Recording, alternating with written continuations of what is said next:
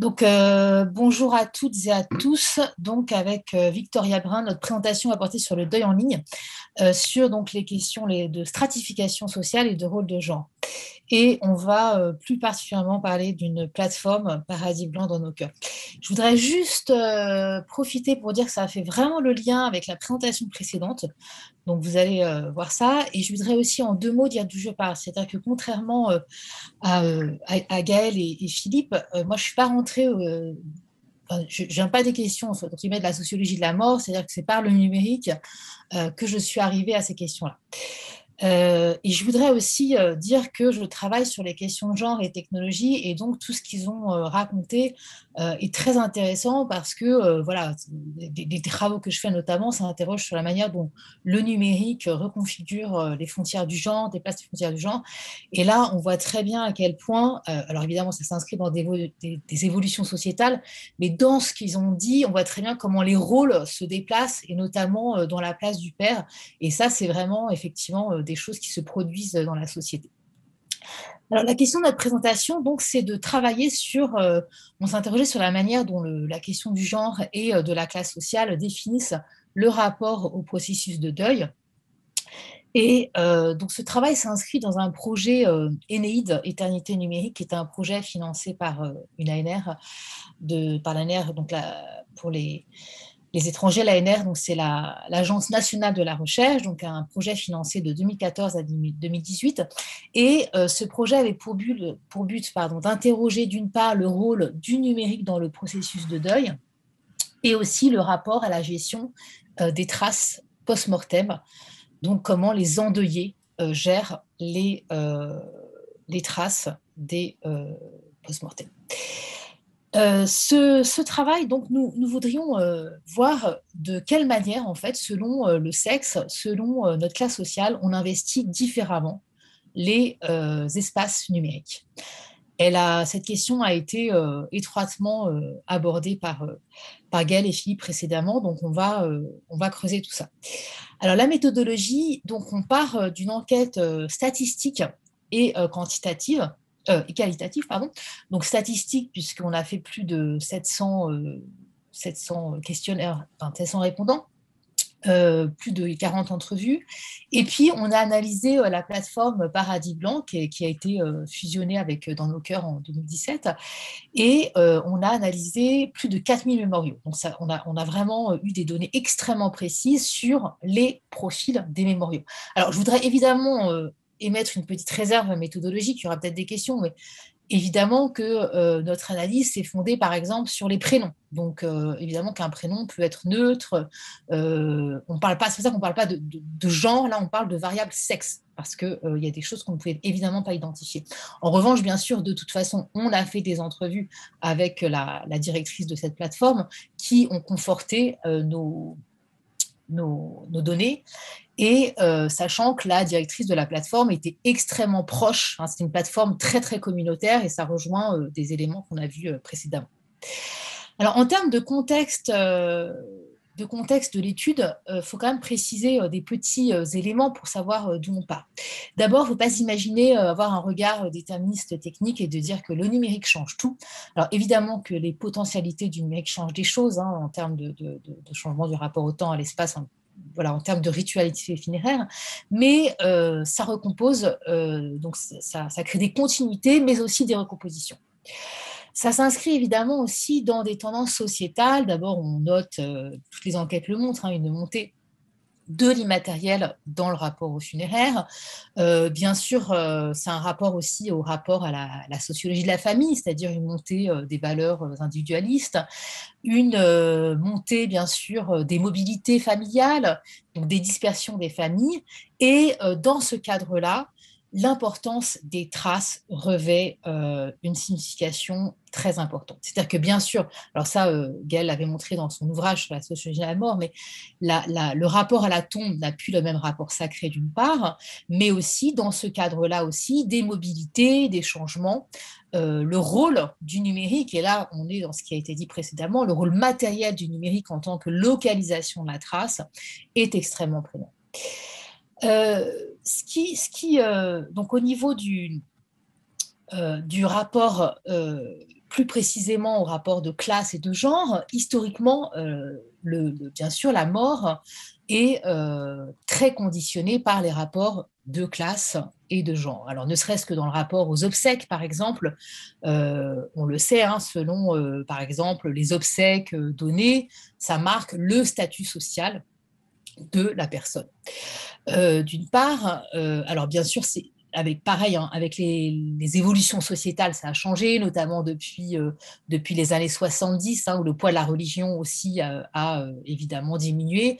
Donc, les fameuses pompes funèbres, les obsèques d'antan avec les classes d'honneur ne sont plus évidemment de vigueur aujourd'hui. On n'est plus dans les mêmes configurations. En termes de genre aussi, alors là, il y a eu plutôt des travaux, enfin tout un tas de travaux anthropologiques qui ont montré le rapport, par exemple, au veuvage. Évidemment, les hommes mourant avant les femmes, statistiquement. Hein, donc, il y a une série de travaux sur la culture de la veuve éplorée, sur la prise en charge des morts, notamment les travaux d'Yvonne Verdier, hein, qui parlent de faire les morts, pardon, de faire les vivants et de faire les morts. Et je viens de voir tout à l'heure que Philippe et Gaël avaient écrit un ouvrage sur la sociologie de la naissance, et je pense que voilà, ça fait très bien le lien, hein, entre le rapport, le lien est très fort, hein, sociologie de la naissance, sociologie de la mort, évidemment. Et puis, bien sûr, toute une série de travaux sur le genre des émotions. Donc, qu'est-ce qu'on a observé, hein, tout un tas de travaux qui ont montré qu'en Occident, les émotions, l'expression des émotions était un territoire très féminin. Alors, je renvoie aux travaux notamment de Nadine Botéac, hein, qui montre comment justement la prise en charge du deuil selon le sexe, etc., diffère. Donc ça, évidemment, c'est ancré dans des configurations sociales. Alors, plus particulièrement, on va rentrer dans le cadre de notre enquête.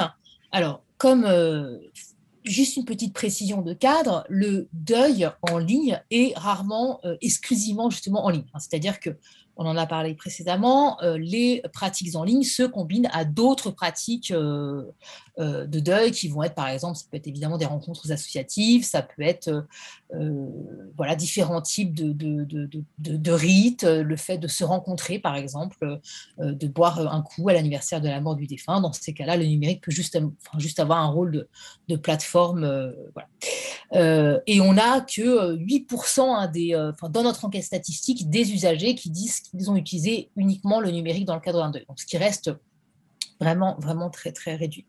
Ce qui est intéressant, donc pour nous, ce qui nous intéresse particulièrement, c'est le rapport entre l'investissement dans les espaces numériques et donc le rapport de classe et de genre. Ce qui ressort, c'est que c'est surtout les milieux, entre guillemets, plus populaires qui investissent davantage de numérique. Donc là, on le voit bien au niveau des statistiques, puisque 63% des employés et 43% des professions intermédiaires donc déclarent investir vraiment le numérique dans le cadre d'un deuil, contre 34% des cadres et professions intellectuelles supérieures. De la même façon, l'investissement des femmes est beaucoup plus fort. Alors on va le voir, hein, il y a un rapport à l'écriture, il y a un rapport à, bien sûr, on l'a vu, à l'expression des émotions, contre 35% des hommes. Et aussi, ce qui est important à retenir, c'est quand on articule finalement les rapports de classe et de sexe, puisque quelle que soit la classe sociale, 38% des femmes cadres investissent ces espaces, contre 24% des hommes cadres. Et bien sûr, ce taux monte quand on parle des personnes sans activité, puisqu'on a 83% des femmes sans activité qui investissent ces espaces, contre 38% des hommes. Et bien sûr, c'est à mettre en relation, on note une régularité plus importante chez les personnes qui ont plus de temps de disponible. Donc évidemment, ça rejoint aussi les travaux sur le rapport à la distribution sociale du temps. Donc on a là bien sûr les retraités, les personnes en recherche d'emploi et sans activité qui investissent régulièrement ces espaces, alors qu'on a seulement 10% des cadres qui sont dans ce cas-là. Donc, ce qu'on voit surtout, ce qu'il y a à retenir, c'est le fait que l'écart se creuse quand on est une femme, se creuse, et une femme de classe populaire, on investit d'autant plus ces espaces. Alors, je laisse la parole à Victoria qui va plus profondément parler donc, de cette étude de la plateforme Paradis Blanc que nous avons analysée. Donc moi, je vais vous présenter Paradis Blanc, qui est une plateforme donc, de mémoriaux virtuels. Donc d'abord, simplement d'un point de vue méthodologique, on aimerait rappeler que là, on étudie en fait seulement des traces qui peuvent être des trompe-l'œil, parce que notamment, on sait que les personnes peuvent se connecter sans pour autant laisser un hommage, par exemple, qu'on pourra étudier par la suite. Et comme le montrent les travaux sur les usages du numérique, on sait que les majorités silencieuses sont plus nombreuses que les minorités bruyantes. Notamment, donc, sur Paradis Blanc qu'on étudie, il y a seulement 3,5% des mémoriaux qui contiennent 50 hommages ou plus, donc 50 messages d'hommages ou plus. Donc finalement, on voit bien qu'il y a un décalage entre le nombre de mémoriaux créés et leur réel trafic d'activité. Et nous, en fait, on va surtout étudier les personnes qui investissent intensément cette plateforme. Pourquoi est-ce qu'on a choisi cette plateforme? C'est parce qu'elle est particulière. C'est donc une plateforme qui, comme d'autres, peut créer des espaces mémoriaux virtuels dédiés à un défunt ou à une défunte, mais c'est une plateforme qui est très utilisée à la fois par les femmes et par les classes populaires. Donc, on a mis l'exemple, en fait, le mémorial exemple qui est présenté par la plateforme. Quand vous vous inscrivez, vous avez cet exemple-là. Donc, vous voyez, vous avez les informations sur le défunt ou la défunte et une série d'outils, de rubriques qui permettent de déposer des photos, des hommages et ce qu'ils appellent des bougies. Et on y reviendra sur ces dispositifs-là. C'est une audience, donc, comme je le disais, qui est très largement féminine. Il y a 84,5% des mémoriaux qui sont créés par des femmes. Et du fait de cette prévalence des femmes, la plateforme a été pensée pour elles. C'est ce que nous disent les concepteurs quand on les interroge en entretien. Paradis Blanc a aussi une dimension populaire et communautaire très importante, c'est-à-dire qu'il y a une particularité du dispositif d'écriture dans lequel on ne fait pas cas des conventions orthographiques et où il y a une très grande solidarité entre les endeuillés. Ce profil féminin populaire, on le retrouve effectivement dans notre sous-échantillon statistique. C'est des personnes qui ont un faible niveau de diplôme. On a 50% des individus qui ont un diplôme inférieur ou équivalent au baccalauréat, donc qui correspond en France au diplôme qu'on a à la fin du lycée. C'est des personnes donc, qui appartiennent généralement aux franges moyennes des catégories socio-professionnelles. Néanmoins, il faut bien souligner que c'est des individus qui ont on va dire des pratiques de deuil régulières et multiformes, c'est-à-dire que généralement, ils sont sur Paradis Blanc, mais ils utilisent aussi d'autres plateformes. La moitié des utilisateurs ont des comptes Facebook commémoratifs ou sont sur d'autres plateformes en fait, de mémoriaux virtuels. Et un quart d'entre eux se rendent sur la tombe du défunt au moins une fois par jour. Donc ça se combine en fait totalement entre des pratiques hors ligne et des pratiques en ligne. Cette composante populaire des utilisateurs, en fait, elle s'avère étonnante finalement parce qu'elle est éloignée des caractéristiques sociales des publics participatifs du Web 2.0 et toutes les pratiques d'auto-publication et d'écriture amateur qui émanent plutôt des milieux favorisés. Et c'est pour ça que ça nous intéressait de travailler là-dessus. D'abord, la création d'un mémorial, elle montre des disparités entre classe et genre qui nous intéressent ici. On remarque déjà que les liens de parenté au défunt et les circonstances d'un décès semblent déterminer la création des mémoriaux parce que généralement, les usages mémoriaux de Paradis Blanc, ils s'enracinent dans la sphère familiale la plus proche. Il y a un quart des mémoriaux qui rend hommage à un enfant décédé, un tiers à un parent et un dixième à un frère ou une sœur, en sachant que les mémoriaux qui sont dédiés à des enfants décédés entre 0 et 4 ans constituent la classe d'âge la plus représentée. C'est 12% des profils. Néanmoins, il s'agit le plus souvent en fait, de femmes qui rendent hommage à des hommes, et 84,5% des mémoriaux qui sont créés par des femmes, on l'a dit, alors que parmi tous les mémoriaux, il y en a 62% qui concernent des défunts masculins. La variable sexe, elle exerce un rôle différent selon les créations de profils. On remarque qu'en fait, les hommes sont plus sensibles à l'ascendance et les femmes à la descendance, au sens où les hommes sont proportionnellement plus nombreux à créer un mémorial à la mémoire de leurs parents, donc c'est 39% vs 33%, alors que les femmes demeurent plus nombreuses à concevoir un mémorial en ligne pour leurs enfants. C'est le cas donc, de 30% d'entre elles contre 16% pour les hommes. Et on remarque d'ailleurs que 95% des mémoriaux dédiés à un jeune enfant décédé sont conçus par les femmes qui ont perdu un enfant. Ce qu'il y a de particulier donc, sur Paradis Blanc et sur les pratiques numériques de deuil, c'est l'expressivité des sentiments, l'activité et la pudeur qui sont socialement marquées. D'abord, on voit que les femmes sont plus disposées à l'expressivité. Il y a 60% des profils qui sont créés par les femmes qui renferment au minimum un hommage et une bougie, donc qui ont au moins été remplis un minimum, contre 53% des hommes. Et les mémoriaux qui génèrent le moins de trafic sont créés par des hommes. On voit sur le côté, on a mis une capture d'écran, donc des bougies qui sont en fait une forme d'hommage sur paradis blanc qui permettent de mettre une image et un message. Et donc, on voit que les personnes endeuillées expriment leurs sentiments directement. Bon anniversaire, je t'aime, tu me manques, je viens te faire un bisou ici, tu sais ce que je pense, je l'ai dit sur notre compte perso. Une autre particularité, c'est que les hommages sont adressés généralement à la deuxième personne. Les endeuillés s'adressent directement aux défunts, ils conversent et ils colportent des nouvelles. Donc, on a mis un message d'une mère qui s'adresse à sa fille décédée et qui lui dit « Ça y est, ton grand frère a eu son code, je suis sûre que tu étais avec lui, tu as toujours été là, je te remercie, tu me manques. »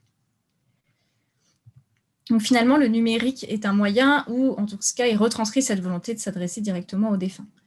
Et cet usage de l'écriture et des images, il montre avoir une appropriation différenciée de l'interface. Donc l'interface de Paradis Blanc, elle est dans des couleurs chaudes, elle permet plusieurs dispositifs d'expressivité.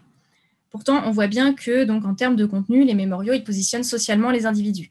Les différences sociales, en fait, elles traduisent une échelle de goût qui s'observe d'après le choix de l'interface et le style des hommages. Donc, chez les classes favorisées, on va voir un style plutôt épuré et une forme de pudeur. Il s'appuie sur des références culturelles, soit qui empruntent à la culture populaire ou des aphorismes dignes de la culture savante. Donc là, on a l'exemple d'un hommage De Profundis, une petite pensée pour lui. C'est donc un créateur du mémorial qui a créé le mémorial à la place des parents, un ami du défunt qui a créé le mémorial à la place des parents et qui fait du coup une référence à la fois biblique et culturelle. Donc on suppose que cette personne a une ascendance, a une origine sociale plutôt élevée. C'est le cas également de l'hommage juste en dessous, donc qui cite Lamartine. C'est Lamartine qui traduit le mieux mon état d'esprit. Un seul être vous manque et tout est dépeuplé. C'est une fille d'institutrice qui rend hommage à sa mère. Donc finalement, au contraire, sur la droite, les deux captures d'écran sont des hommages de personnes issues de classes populaires. Donc, il y a une bougie qui est déposée, plein de pensées, mon fils, tu nous manques, ta daronne. Et un deuxième texte qui est la retranscription d'un texte trouvé sur le net. Donc, j'ai trouvé ce texte sur le net, il correspond à nos pensées. Les endeuillés de classe populaire mettent plutôt au centre de leur écrit leurs sentiments et ils invoquent des paroles de chansons de variété ou des textes trouvés sur Internet. Les mémoriaux qui émanent de Paradis Blanc, ils traduisent une expression populaire aussi dans leur mise en scène. Notamment, il y a davantage recours à la culture de l'image, à la citation, à des montages photos. C'est ce que montrent les récents travaux sur le numérique de Dominique Pasquier. Et certaines pages, finalement, elles renferment autant d'éléments décoratifs qu'une échelle de valeur traditionnelle positionnerait du mauvais goût, voire du kitsch. Sur Paradis Blanc, l'expression, elle s'abstrait aussi des conventions orthographiques et stylistiques. Les endeuillés s'expriment librement à l'écrit avec des abréviations et des images évocatrices. Donc, on voit effectivement une mère qui écrit à propos de son fils « Bonsoir, beau ange, par un beau coucher de soleil, je viens te souhaiter une bonne nuit avec mes tendres pensées, 1000 bisous, étoiles, pensées, bises. » De même, il y a une femme qui exprime à propos de son père, qui l'apostrophe en disant « Salut mon petit père, je t'oublie pas, tu sais. » Donc finalement, on retrouve dans l'expression des sentiments l'adresse directe au défunt dans un style orthographique décomplexé. Il faut aussi souligner, donc, comme la présentation précédente l'a fait, que ces espaces numériques-là, c'est des espaces de solidarité et de sociabilité. En fait, les mémoriaux, ils permettent aux créateurs et aux créatrices de se recueillir. Et c'est le cas, par exemple, quand des personnes vont créer des mémoriaux privés. Donc, en fait, les créateurs sont les seuls à pouvoir avoir accès au mémorial, mais aussi à partager des souvenirs, à créer des espaces partagés et à laisser des traces. Donc là, on a pris l'exemple d'une mère qui a créé un mémorial, qui a créé deux mémoriaux différents, en fait, un privé et un public. Donc, je crée un nouveau mémorial pour Cyril, dit Jordi Joe. Comme cela, à la demande de nombreux de ses amis, vous pourriez, quand vous le désirez, venir lui écrire un mot ou lui offrir une bougie. J'ai moi-même un mémorial, mais je veux rester intime et seule avec Cyril. Celui-là est pour vous, ses amis. Donc, elle-même s'occupe des deux espaces, mais elle ne leur donne pas ni la même visibilité, ni le même usage. Et Paradis Blanc, c'est aussi un lieu où les endeuillés se soutiennent, et notamment, c'est quelque chose qu'on a beaucoup observé entre les mères qui font appel à une expérience commune du deuil.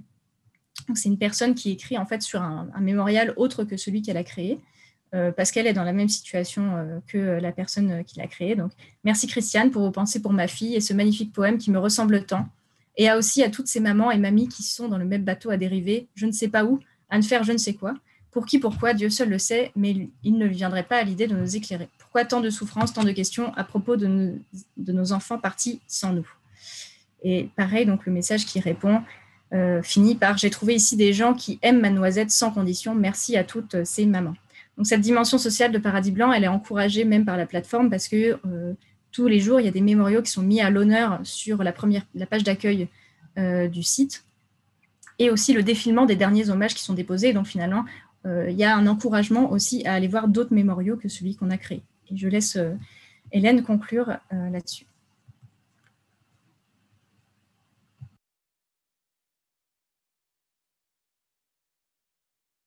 Il faut activer ton micro, Hélène. Hélène, on ne t'entend pas.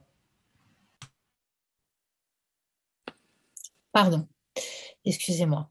Non, j'étais simplement en train de dire que j'écoutais religieusement et que j'avais complètement oublié que j'étais prise dans le récit. Alors, donc, sur notre présentation, donc, deux choses importantes à retenir, c'est bien sûr la question de l'expression genrée des émotions. Donc, j'en ai parlé, historiquement, culturellement, les émotions sont de puissants marqueurs du genre. Ce qu'on a noté là, c'est l'investissement dans les dispositifs numériques qui traduit donc ce rapport culturel à l'émotion, mais aussi un rapport à l'écriture qui est un territoire, on en a parlé, féminin, l'histoire évidemment du rapport social au deuil. Et ce qui est intéressant, c'est de voir comment, même sur ce type de dispositif, finalement, on enregistre une reproduction des rapports, des hiérarchies de sexe, des rapports sociaux de sexe, puisqu'on a des femmes qui sont plus nombreuses. Certes, ce n'est pas à créer des mémoriaux, mais surtout qui en créent plus pour des hommes. Et ce rapport aussi de descendance, donc là, il y aurait des choses à creuser aussi, bien sûr, dans le rapport à la maternité. Et là, on rejoint, bien sûr, les rôles de genre. D'un point de vue social, alors, on le voit, ça rejoint à l'inégale distribution dans la disposition à écrire sur soi, notamment dans le travail d'autopublication. Mais ce qui est intéressant, c'est que dans cet espace Paradis Blanc, on n'est pas dans un espace finalement stricto sensu de rapport de domination. On est dans un espace où le kitsch est une espèce de norme et on ne va pas, finalement, on ne sent pas de rapport de jugement par rapport à ce type d'espace kitsch. Et c'est pas ce qui fonde finalement le rapport communautaire et les échanges entre endeuillés. Qui d'ailleurs, on l'a vaguement évoqué, mais puisqu'on a interrogé des personnes, mais qui se rencontrent et qui se connaissent par le biais de cette plateforme. Ça crée vraiment des liens. Voilà, nous vous remercions beaucoup pour votre attention et les questions sont les bienvenues. Merci beaucoup.